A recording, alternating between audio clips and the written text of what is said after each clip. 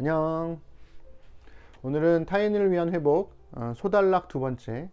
그래서 지난 시간에는 우리가 시간이라는 이름의 생명 내어주기를 했고, 오늘은 진짜 현실로 소망 보여주기, 이렇게 이야기를 해보려고 합니다.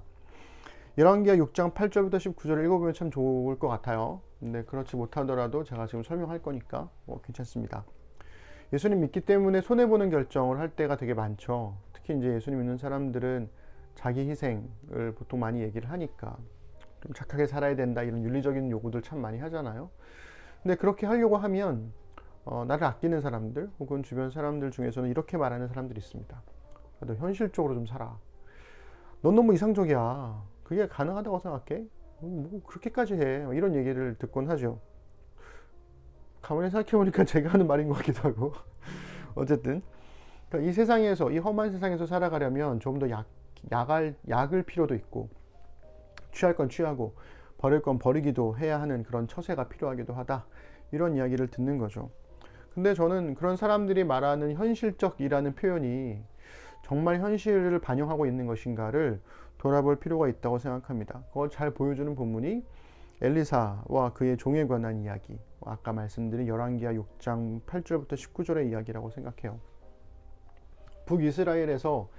북이스라엘이라는 나라에서 엘리사 예언자가 활동했을 당시에 가장 강력한 나라는 아람이라는 나라였어요. 아람. 이 북이스라엘과 전쟁 중이었거든요. 근데 아람 왕이 북이스라엘을 공격하기 위해서 매복을 하게 되면, 이 매복을 위한 진을 칠 때마다 이스라엘이 기가 막히게 그걸 알아채고 번번이 위기를 넘기더라는 거죠. 그래서 아람 왕이 이렇게 생각합니다. 이거는 분명히 내부 첩자가 있는 거야. 그래가지고 회의를 소집해요. 그랬더니 신하들이 아니다, 그렇지 않다라고 이야기를 합니다. 그러면서 신하들이 얘기하는 게 이런 거예요. 북이스라엘에는 엘리사라는 선지자가, 예언자가 있는데 그 예언자가 하나님의 말씀을 따라 다 알아가지고 다 가르쳐준다. 그래서 우리가 다 들키는 거다, 이렇게 얘기를 합니다. 열왕기하 6장 12절이죠. 오직 이스라엘 선지자 엘리사가 왕이 침실에서 하신 말씀을 이스라엘의 왕에게 고하나이다. 그러니까 엘리사가 아람 왕이 침실에서 하는 말까지도 다 알고 있어가지고 다 이제 정보 전달을 해준다는 겁니다. 그러니까 아람 왕의 입장에서는 이 전쟁에서의 승패가 누구한테 달려 있느냐? 엘리사를 제거하는 거에 달려 있어요.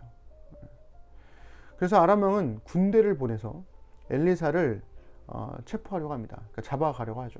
엘리사가 그때 당시에 살고 있던 동네가 도단이라는 성읍이었어요. 거기서 한 성읍을 완전히 포위해 버립니다. 그러니까 한 사람을 죽이기 위해서 한 나라의 왕이, 그리고 그 당시에 가장 강력한 왕이 군대를 보낸 거예요. 이게 어느 정도의 느낌이냐면, 미국이라는 나라가 이정환 한 사람을 죽이기 위해서 부천시를 포위했다라고 생각해 보시면 돼요. 이게 말이 돼요? 말이 안 되는 이야기. 한 나라도 아니고 한 사람 때문에. 그러니까 이 엘리사에 대한 이 아람 왕의 두려움이 얼마나 컸었던지를 우리가 알 수 있는 거죠. 근데 사실은 그 두려움은 엘리사에 대한 두려움이라기보다는 엘리사의 뒤에 계신 하나님에 대한 두려움이라는 겁니다. 근데 여기서 이상한 게 있어요. 그 본문 읽어보시면 아람과의 전쟁에서 엘리사의 생존 여부가 전쟁의 승패를 가르는 가장 중요한 요소라고 한다면, 이스라엘 입장에서는 누구를 제일 지켜야 되는 거예요? 엘리사를 지켜야 되는 거죠. 엘리사를 지키기 위해서 이스라엘 왕도 사활을 걸어야 되는 거예요. 그런데 엘리사를 지키러 오지 않아요. 아람 군대가 공격해 왔는데, 심지어 자기네 영토 땅으로 들어왔는데, 근데 이스라엘 왕은 엘리사를 보호하려고 하지 않아요. 내버려둬요.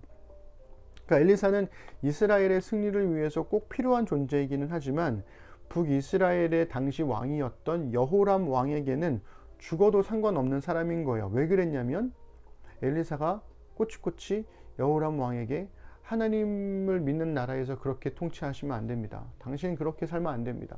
이렇게 하셔야 됩니다. 라고 싫은 말만 골라서 하니까 눈에 꼴배기 싫었던 거죠. 눈엣 가시 같은 존재였던 거예요.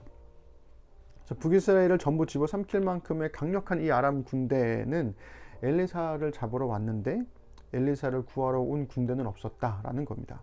그래서 엘리사의 이 사환이라고 불리는 엘리사의 종이죠. 이 종이 겁에 질려가지고 엘리사에게 이렇게 얘기를 해요. 하나님의 6장 15절인데요. 하나님의 사람의 사환이 일찍이 일어나서 나가보니, 여기서 하나님의 사람은 엘리사를 말하는 거고, 그의 사환이 일찍 일어나서 나가보니 군사와 말과 병거가 성읍을 에워쌌는지라. 그의 사환이 엘리사에게 말하되, 아, 내 주여, 우리가 어찌하리이까 하니. 저는 성경에서 이런 감탄사가 나오거나 이런 낯선 단어가 나오면 되게 신기해요. 이렇게 얘기하는 거죠. 그러니까 엘리사가 두려워하지 말라고 종을 위해서 기도합니다. 6장 16절 17절 보시면, 대답하되 두려워하지 말라, 우리와 함께 한 자가 그들과 함께 한 자보다 많으니라. 그러면서 기도하여 이르되, 여호와여, 원하건대 그의 눈을 열어서 보게 하옵소서 하니, 여호와께서 그 청년의 눈을 여심해 그가 보니 불말과 불병거가 산에 가득하여 엘리사를 둘렀더라. 이렇게 얘기하고 있습니다. 그러니까 아람 군대가 엘리사를 포위했고, 동일한 상황 속에서 똑같은 상황인데 엘리사의 종은 두려워했는데 엘리사는 두려워하지 않았다는 거예요. 그러니까 엘리사는 겉으로 보이는 현실, 나를 잡기 위해서 군대가 우리 성읍을 둘러싸고 있다는 현실이 아니라 그 너머에 있는 진짜 현실을 보고 있었다는 거죠.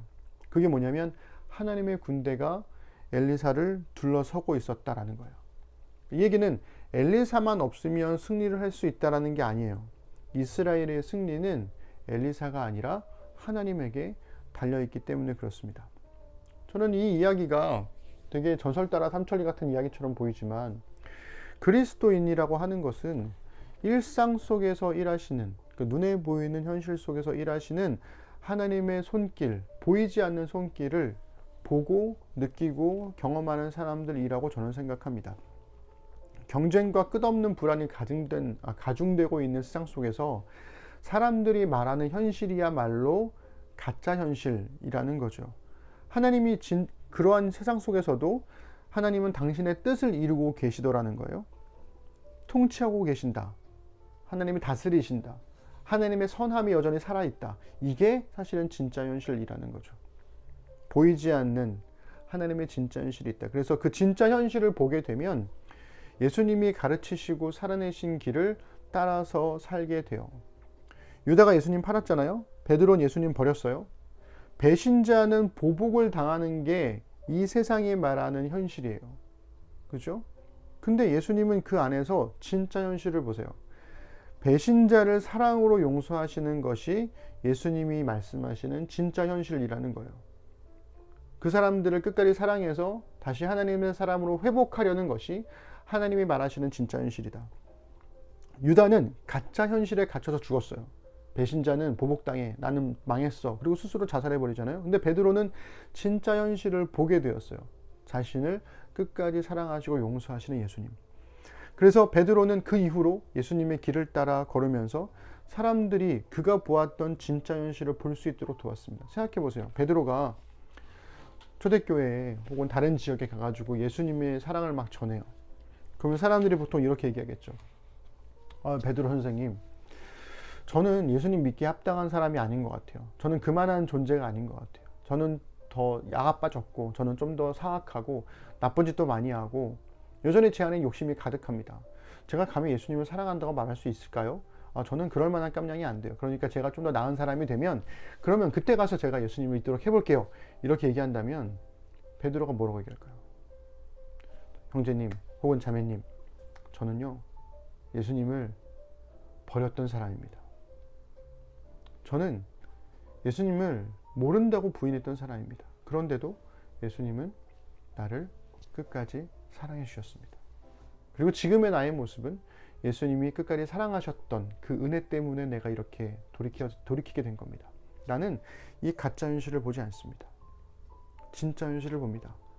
당신이 지금 처해 있는 이런, 당신의 입으로 고백했던 삶은 엉망진창이라고 말하고 있지만, 하나님의 시선에서는 당신은 회복되어야 할 하나님의 사람이고 하나님의 자녀입니다. 하나님은 기다리고 계십니다.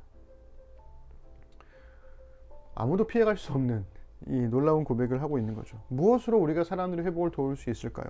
우리는, 그리스도인은 가짜 현실을 넘어서 진짜 현실을 보는 눈으로 사람들에게 소망을 줄 수 있다라고 저는 생각합니다. 엘리사의 사환이 그랬듯이 사람들의 두려움은 소망으로 바뀔 것입니다. 종종 그렇게 얘기를 하곤 하죠. 기도도 그렇잖아요. 믿지 않는 사람들이 보면 그냥 혼잣말 하는 것처럼 보이잖아요. 저 말을 누가 듣는다고 그렇게 기도를 하나, 저렇게 열심히 기도를 하나, 저렇게 울면서 기도를 하나, 이런 생각이 들곤 하는데, 여러분 정말 어려운 일을 당하고 힘겨운 일을 당했을 때 지푸라기라도 잡고 싶은 심정으로 누구나 간절히 바라잖아요. 제발 누구라도 들어달라고. 근데 정말 하나님께서 그 이야기를, 그 기도를 들으신다면, 그 간절한 소망을 정말 구구절절하게 말하지 않을 수 있겠습니까? 그게 진짜 현실을 보는 거라는 거죠. 평상시에 보기에는 혼잣말 하는 건데, 그 사람은 지금 하나님의 함께 하심을 경험하면서, 하나님의 나의 기도를 들으신다는 것을 경험하면서 말하고 있는 진짜 현실을 살고 있는 거죠. 똑같은 삶을 사는데 누구는 하나님이 함께 하시는 삶을 살고, 누구는 하나님이 없다고 하는 삶을 산다면, 여러분 누가 진짜 현실을 보게 되는 걸까요?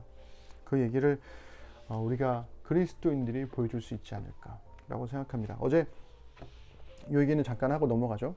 어젯밤에 이제 산이랑 둘이 자고 있는데,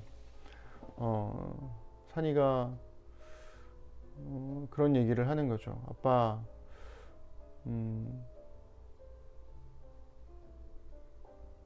내가 뭐 얘기하려고 그랬지? 까먹었네. 어제 그 얘기했어요. 산이를 처음 어린이집에 보낼 때 마음이 어땠는지. 산이가 그러는 거야. 아빠, 내가 아빠랑 같이 없을 때 나쁜 일 당하면 어떡해? 이 얘기다. 아빠 친구들이, 미안해요. 아빠 친구들이, 이거 컷 편집하고 다시 붙여가지고 해줄게요. 어쨌든 아빠 친구들이 우리 근처에, 우리 여기 부천 동네에 유기범이 산다고 그래가지고 우리 동네 오기 싫다고 그러는데 아빠 어떡해, 무서워, 막 이렇게 얘기하는 거예요. 제가 그랬어요. 산아, 유기범은, 나쁜 사람은 어디든지 살아. 그리고 어디든지 살면 나라에서 편지를 다 보내줘. 어디에 누가 산다고 조심하라고. 근데 우리 그런 거 안 받았잖아. 그러니까 없는 건데, 설령 그렇다 할지라도 아빠가 산이를 늘 돌봐줄 수 없지만, 아빠가 산이가 함께하지 않는 순간에는 하나님이 산이를 지켜주셔. 걱정하지 마. 그러면서 제가 이런 얘기 했어요. 아빠가 너를 5년 동안 키웠잖니? 5년 동안 산이가 아빠 시선 밖에 있었던 적은 별로 없단다. 아빠 시선 밖에 있을 때는 엄마가 있거나 다른 사람들이 있었는데, 가족을 제외하고 너를 내 품 밖으로 떠나보낸 첫 번째 날이 어린이집을 처음 가는 날이었어. 그때 아빠가 너를 그 어린이집 차에 태워 보내면서 아빠가 얼마나 울었는지 아니? 그러면서 아빠가 그날부터 지금까지 꼬박꼬박 잊지 않고 기도하는 게 있어.